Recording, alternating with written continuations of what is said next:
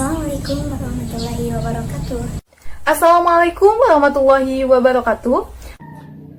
Assalamualaikum warahmatullahi wabarakatuh. Perkenalkan, nama saya Ara Alamsah dari kelompok 2. Saya Wida Mutiara dari kelompok 2. Perkenalkan, nama saya Dini Dwi Ardiani dari kelompok 2. Saya di sini akan memandu berjalannya pembahasan materi kelompok kami. Seperti teman-teman lihat di judul, yaitu tentang karbohidrat. Apa yang teman-teman bayangkan saat mendengar kata karbohidrat? Apakah itu nasi? Jika iya, itu merupakan salah satu contoh dari karbohidrat. Karbohidrat adalah salah satu senyawa organik yang keberadaannya cukup melimpah di alam. Karbohidrat ini diperoleh dari sintesis antara CO2 atau karbon dioksida dan H2O atau air. Sintesis ini dilakukan dengan bantuan dari cahaya matahari dan zat hijau dan karbohidrat dibagi menjadi dua bagian. Yang pertama yaitu karbohidrat sederhana dan yang kedua adalah karbohidrat kompleks. Karbohidrat sederhana ini dibagi lagi menjadi dua bagian, yaitu ada monosakarida dan disakarida. Sedangkan karbohidrat kompleks hanya ada satu, yaitu polisakarida. Setelah kita mengetahui karbohidrat secara umum dan juga pembagian dari karbohidrat itu sendiri, serta kita mengetahui ada monosakarida, disakarida, dan polisakarida, maka selanjutnya kita akan membahas secara jauh apa itu monosakarida, disakarida, dan polisakarida.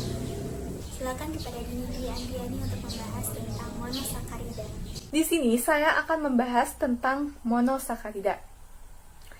Yang pertama, pengertian monosakarida. Monosakarida berasal dari bahasa Yunani, yaitu mono yang artinya satu dan sakkar yang artinya gula, adalah senyawa karbohidrat dalam bentuk gula yang paling sederhana. Menurut Poegiadi dan Supriyanti pada 2019, monosakarida ialah karbohidrat yang sederhana, dalam arti molekulnya hanya terdiri atas beberapa atom saja dan tidak dapat diuraikan dengan cara hidrolisis menjadi karbohidrat lain.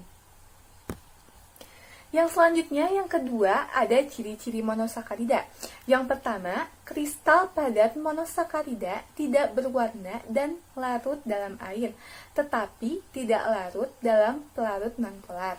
Yang kedua, merupakan karbohidrat yang paling sederhana, tidak dapat dihidrolisis lebih lanjut. Yang ketiga, berasa paling manis. Yang keempat, diserap langsung oleh alat pencernaan. Yang kelima, bergantung pada jumlah karbon yang membentuknya, terminasi berulang digunakan. Yang keenam, susunan atom pada monosakarida tidak bercabang. Yang ketujuh, larutan monosakarida yang baru dibuat mengalami perubahan sudut putaran disebut mota rotasi. Yang kedelapan, semua monosakarida merupakan reduktor sehingga disebut gula reduksi.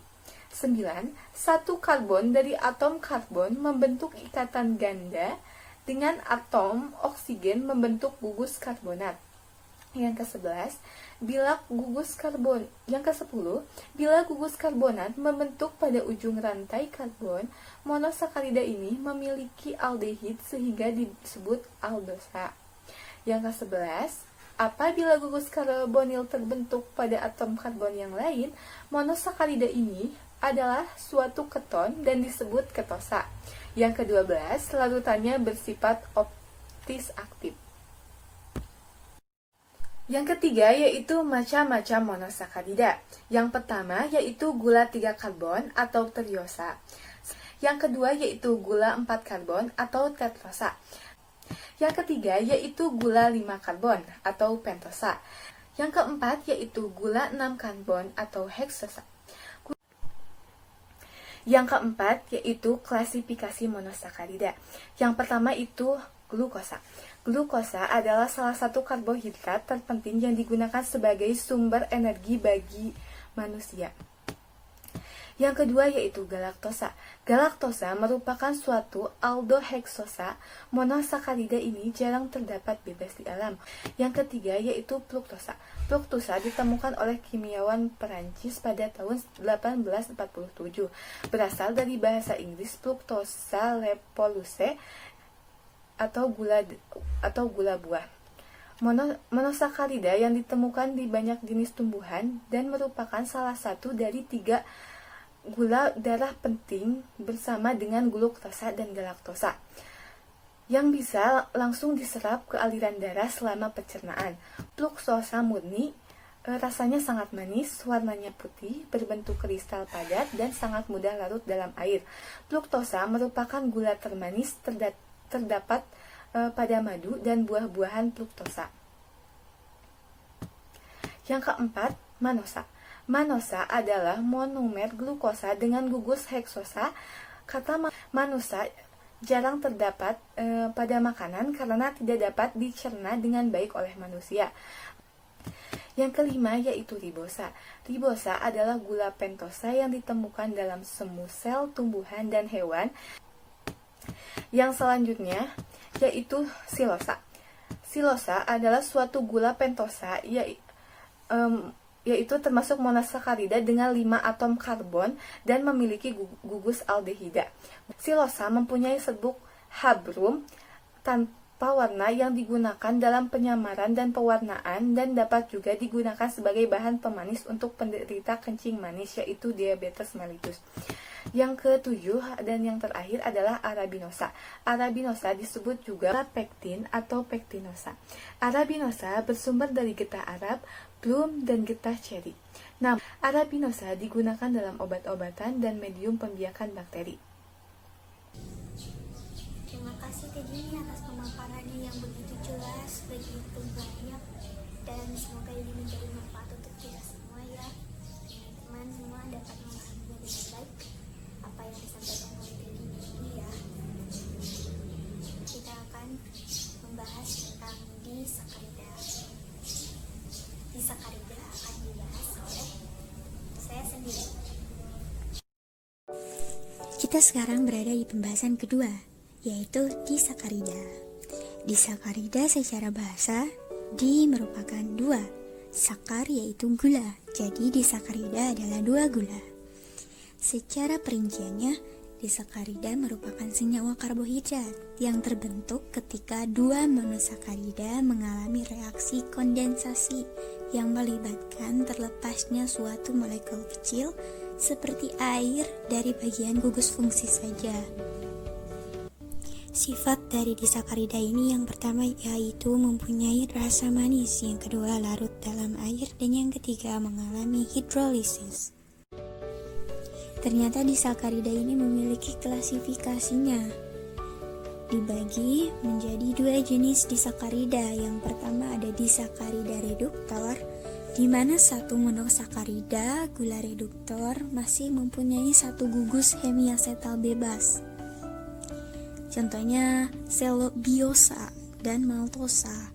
Lalu yang kedua ada disakarida non-reduktor, di mana komponen-komponennya terikat melalui suatu ikatan asetal antara pusat-pusat anomeriknya dan tidak ada monosakarida yang mempunyai gugus hemiasetal bebas. Sukrosa merupakan suatu disakarida yang dibentuk dari monomer-monomernya yang berupa unit glukosa dan fruktosa. Atau secara sederhananya, sukrosa ini terbentuk dari glukosa dan fruktosa dengan rumus molekul C12H12O11. Senyawa ini dikenal sebagai sumber nutrisi serta dibentuk oleh tumbuhan. Contohnya yaitu gula dapur yang diperoleh dari gula tebu atau gula bit. Laktosa dapat dipecah menjadi bentuk lebih sederhana yaitu galaktosa dan glukosa. Laktosa ada di dalam kandungan susu dan merupakan 2-8% bobot susu keseluruhan yang mempunyai rumus kimia C12H22O11. Maltosa adalah disakarida, dihasilkan ketika amilase memecah pati. Hal ini dapat ditemukan dalam biji berkecambah seperti gandum. Karbohidrat sederhana telah dibahas oleh Edini dan juga saya. Lalu yang terakhir ada karbohidrat kompleks, yaitu polisakarida yang akan dijelaskan oleh Ara Alamsyah. Di sini saya akan menjelaskan tentang polisakarida. Polisakarida sering juga dinamakan senyawa bukan gula karena rasanya tidak manis. Polisakarida merupakan senyawa yang terdiri dari ratusan atau bahkan ribuan satuan monosakarida per molekulnya. Seperti pada disakarida, satuan polisakarida saling berhubungan satu sama lain secara glikosidik dan dapat dipecah dengan cara hidrolisis. Nah, jadi polisakarida adalah molekul karbohidrat polimerik yang tersusun atas rantai monosakarida yang panjang dan terikat oleh ikatan glikosidik. Polisakarida dibedakan menjadi dua jenis, yaitu polisakarida simpanan dan polisakarida struktural. Polisakarida simpanan berfungsi sebagai materi cadangan yang ketika dibutuhkan akan dihidrolisis untuk memenuhi permintaan gula bagi sel. Polisakarida struktural berfungsi sebagai materi penyusun dari suatu sel atau keseluruhan organisme. Contoh dari polisakarida simpanan yaitu pati. Pati adalah polimer glukosa di mana unit glukopiranosa terikat oleh ikatan alfa. Pati tersusun atas campuran amilosa 15-20% dan amilopektin 80-85%. Pati dapat dicerna oleh organisme yang dapat mematahkan ikatan alfa glikosidik. Manusia dan hewan memiliki amilase sehingga bisa mencerna pati. Kentang, beras, gandum, dan jagung merupakan sumber utama pati dalam makanan manusia. Terus yang kedua adalah glikogen. Glikogen adalah polisakarida simpanan dalam tubuh. Struktur glikogen mirip dengan amilopektin tetapi memiliki lebih banyak percabangan. Manusia dan vertebrata lainnya menyimpan glikogen pada sel hati dan sel otot. Glikogen dalam sel akan hidrolisis bila terjadi peningkatan permintaan gula dalam tubuh. Hanya saja energi yang dihasilkan tidak seberapa sehingga tidak dapat diandalkan sebagai sumber energi dalam jangka waktu yang lama. Terus yang ketiga adalah dextran. Dextran merupakan polisakarida pada bakteri dan komet yang terdiri atas poli D kelulusan rantai alpha 1-6, memiliki cabang alpha 1-3 dan beberapa memiliki cadangan alpha 1-2 atau alpha 1-4. Plak di permukaan yang disebabkan oleh bakteri diketahui banyak akan dextran. Dextran juga telah diproduksi secara kimia menghasilkan dextran sintesis. Terus contoh dari polisakarida struktural yang pertama itu selulosa. Selulosa merupakan komponen utama penyusun dinding sel pada tumbuhan. Selulosa adalah senyawa paling berlimpah di bumi, yaitu diproduksi hampir 100 miliar ton per tahun. Ikatan glikosidik selulosa berbeda dengan pati, yaitu monomer. Selulosa seluruhnya terdapat dalam konfigurasi beta. Terus yang kedua yaitu kitin. Kitin merupakan karbohidrat penyusun eksoskeleton antropoda. Kitin terdiri atas monomer glukosa dengan cabang yang mengandung nitrogen. Kitin murni menyerupai kulit, namun akan mengeras ketika dilapisi dengan kalsium karbonat. Kitin juga ditemukan pada dinding sel cendawan. Kitin telah digunakan untuk membuat benang operasi yang kuat dan fleksibel, dan akan terlihat setelah luka atau sayatan sembuh. Terus yang ketiga adalah pektin. Pektin merupakan karbohidrat kompleks yang tergolong sebagai heteropolisakarida. Pektin paling banyak terkandung dalam dinding sel primer tumbuhan terestrial. Pektin mempunyai jenis ikatan 1,4 residu asam A-D-galaktosironis. Terima kasih Ara Alamsyah yang telah menjelaskan tentang polisakarida. Alhamdulillahirrahmanirrahim, sekarang kita telah berada di penghujung pembahasan. Terima kasih kepada Edini Duyani dan juga kepada Ara Alamsyah yang telah memaparkan hasil pencariannya mengenai karbohidrat, monosakarida, dan polisakarida. Untuk selanjutnya, teman-teman boleh kita diskusi soal karbohidrat.